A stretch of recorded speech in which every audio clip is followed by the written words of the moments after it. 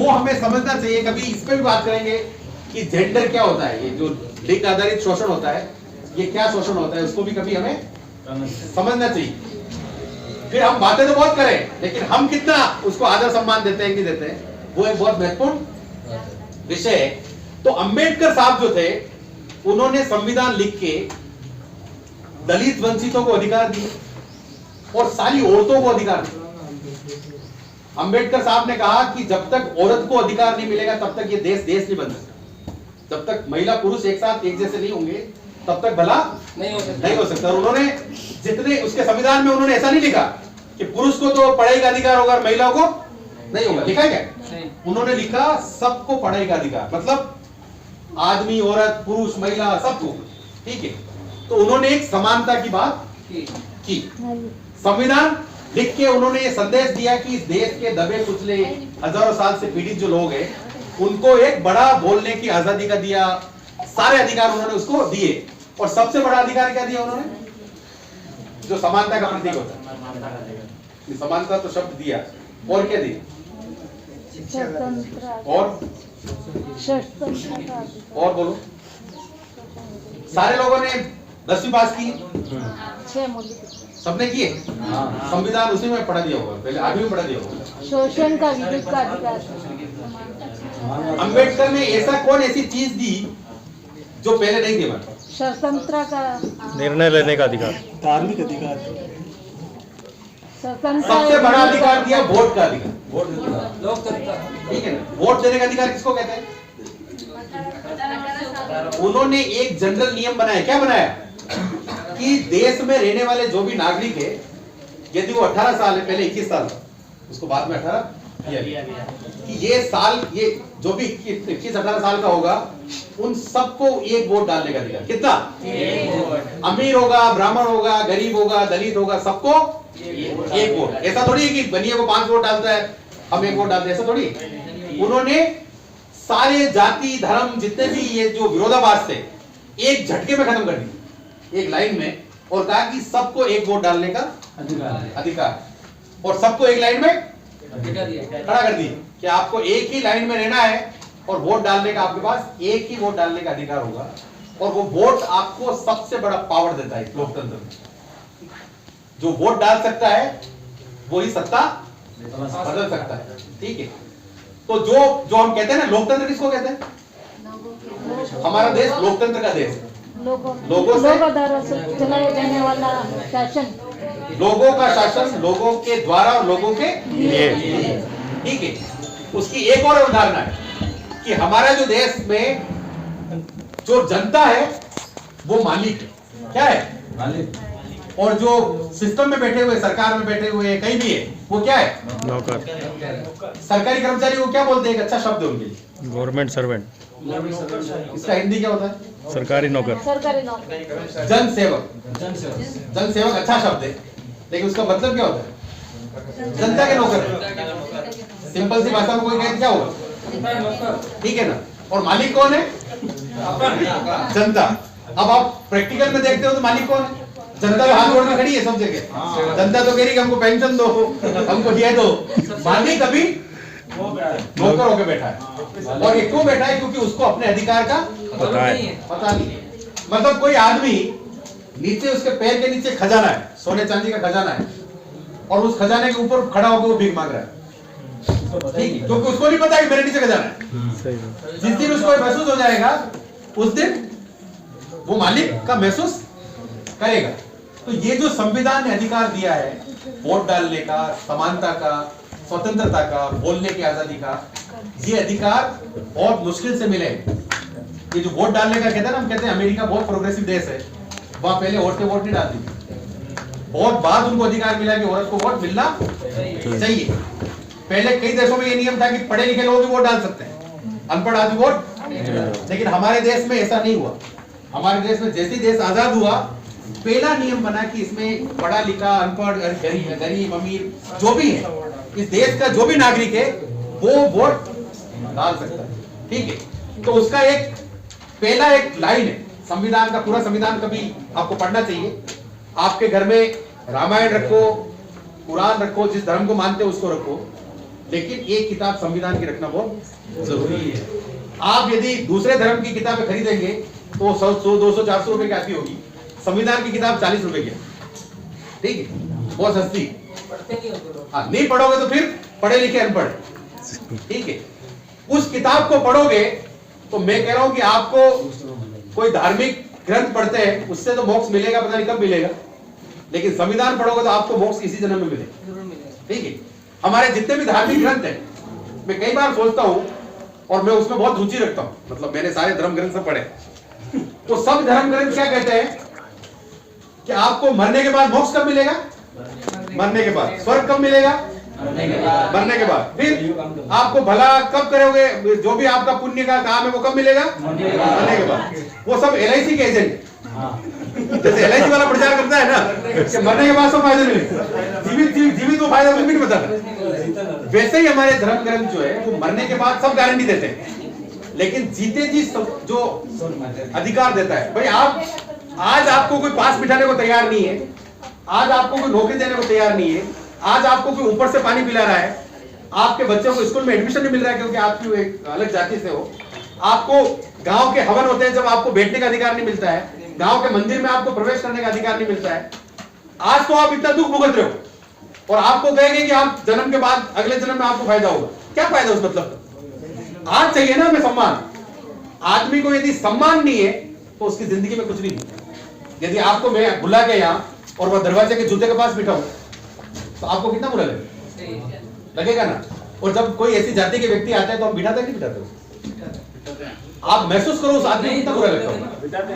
भाई जो भी व्यवस्था है, अरे कोई भी बिठा रहा हो, मैं तो कह रहा हूं हमारे घर भी हम भी बिठा रहे, आप महसूस करो उसको कितना बुरा लगता हूं, ठीक है। वो भी इंसान ही है ना। और हम ये कह रहे हैं कि हम आजादी में जी रहे हैं। तो ये सब चीजें बाबा साहब अम्बेडकर ने एक झटके में खत्म किया संविधान बना के। और उन्होंने हर आदमी को अधिकार दिए, हर मतलब इंसान को, महिला हो पुरुष हो। क्या अधिकार दिए? पढ़ाई का अधिकार दिए, जो पहले नहीं होता। आपको घर में संपत्ति रखने का अधिकार दिया। पहले गरीब आदमी संपत्ति नहीं रख सकता, पता आप?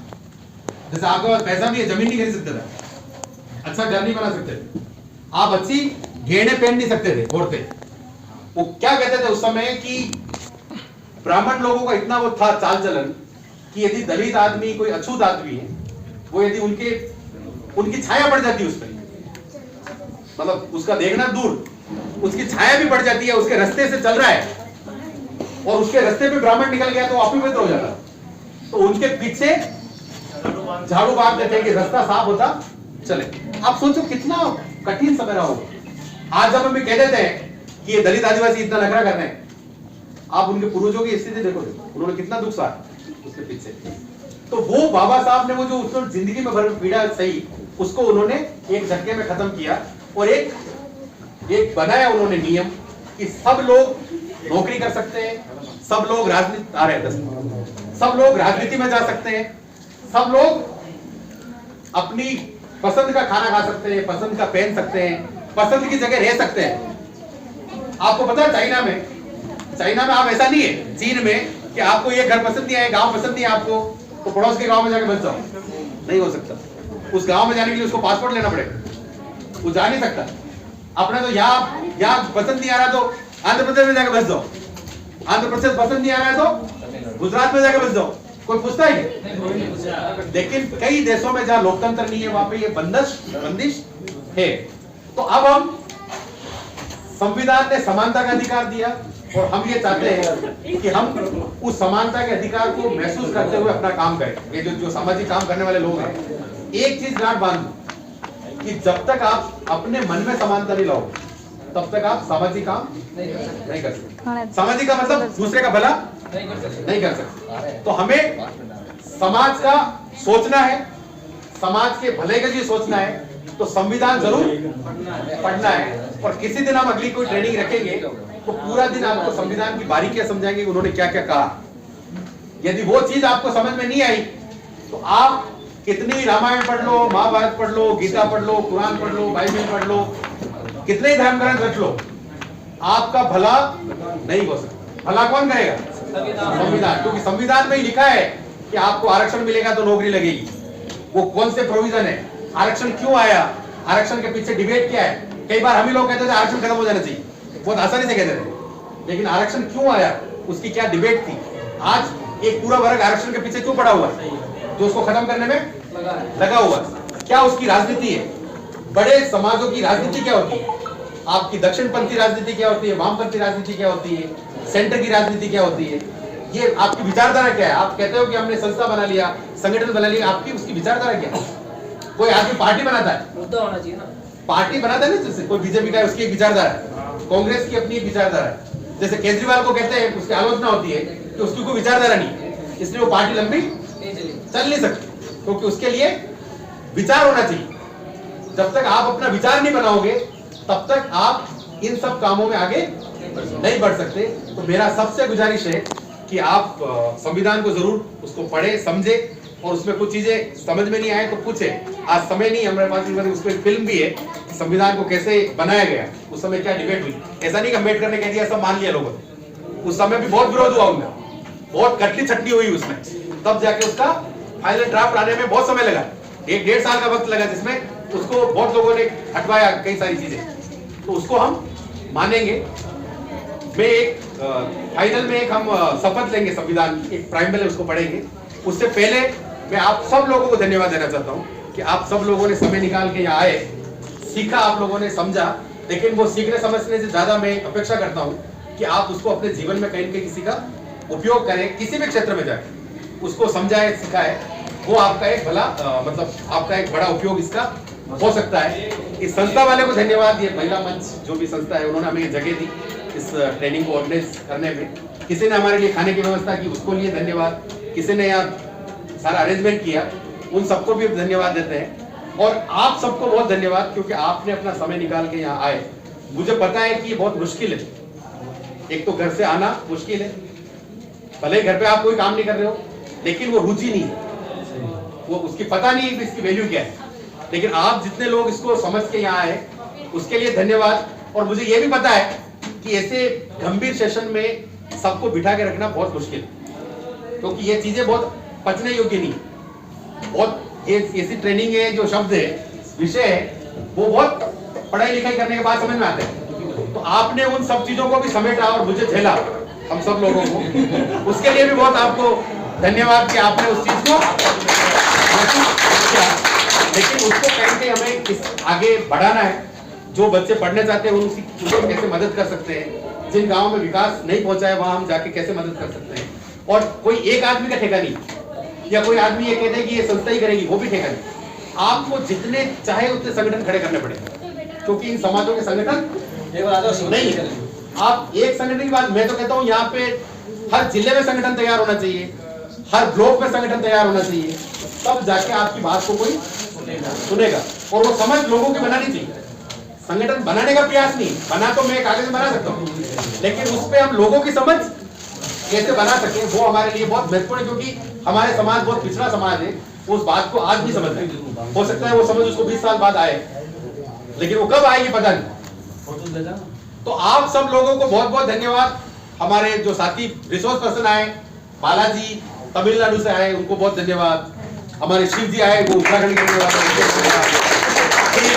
प्रणव रहने वाले जोधपुर के हैं, उन्होंने अपना समय दिया यहाँ, इसको बहुत धन्यवाद। फिर राजमल जी हमारे बीच आए, बहुत धन्यवाद। वो इन सब चीजों में बहुत हमें मदद करते हैं, कोई भी एडवाइस करना है तो करते हैं। और इन सब मतलब वंचितों की आवाज को कैसे खड़ा किया जाए, उसमें वो बहुत उस तरह की मदद करते हैं। तो वो सब लोगों को एक तरह से धन्यवाद। और आप तमाम लोग आए, वो सबसे महत्वपूर्ण है। खाना बनाने वाले को भी धन्यवाद जो हमें खिलाएगा। आज वो भी परेशान हो गए, बाकी तो उसको परेशान करते हैं। खाना टाइम से लोग नहीं खा रहे, उनको धन्यवाद। और इस ट्रेनिंग को ऑर्गेनाइज करने में खासतौर से सुरेश ने बहुत समय लगाया, बंजारा सुरेश, ये बसंती, मंजू ने, और जितने भी लोगों ने इसमें कंट्रीब्यूट किया। क्योंकि मैं था नहीं यहाँ, मैं तो बाहर से आया, बहुत सारी दूसरी चीजों में उलझा हुआ था। उन सब चीजों को ऑर्गेनाइज किया, ठीक से इसको कंडक्ट किया। दिनेश जी, इनको भी धन्यवाद, मनु को धन्यवाद। इन लोगों ने इसको, मतलब आज हम यहाँ बैठ गए, इसके पीछे की इनकी 15 दिन की मेहनत है। ये लोगों को घरों में गए, उनको ढूंढा भी, कन्विंस किया या लाए उनको, फिर उनकी सारी व्यवस्था बिठाई। उन सब के लिए इन लोगों को बहुत बहुत शुक्रिया कि इन्होंने इससे मदद की। और आप सब लोग आज आए, कल शायद आप सब बिजी थे उनके कार्यक्रम में, लेकिन आज आए, मुझे बहुत पसंद, बहुत अच्छा लगा कि आप आए तो इस समा को ठीक से बांध पाए। क्योंकि कल जितने लोग थे, कल यहाँ लोग थे 75, लेकिन वो इतना असमानता थी कि मतलब एक तो बिल्कुल अनपढ़ है, एक बहुत पढ़ा लिखा है, एक बहुत बुजुर्ग है, एक बिल्कुल बच्चा है। तो आप बात को कहां से शुरू करें, तो किसको एड्रेस करें वो बात। तो जब एक समझ के लोग आते हैं तो बहुत सारी चीजें बात रखने का भी वो अवसर मिलता है। तो आप लोग आए, लेकिन मैं आपसे गुजारिश करता हूं कि हम इन सारी मुहिमों को आगे कैसे बढ़ा पाए, कैसे इसको आगे ले जा सके, कैसे लोगों की ट्रेनिंग कर सके। जब तक आप ये सोच लो कि मैं सीख गया हूं, ये पर्याप्त नहीं है। हमारे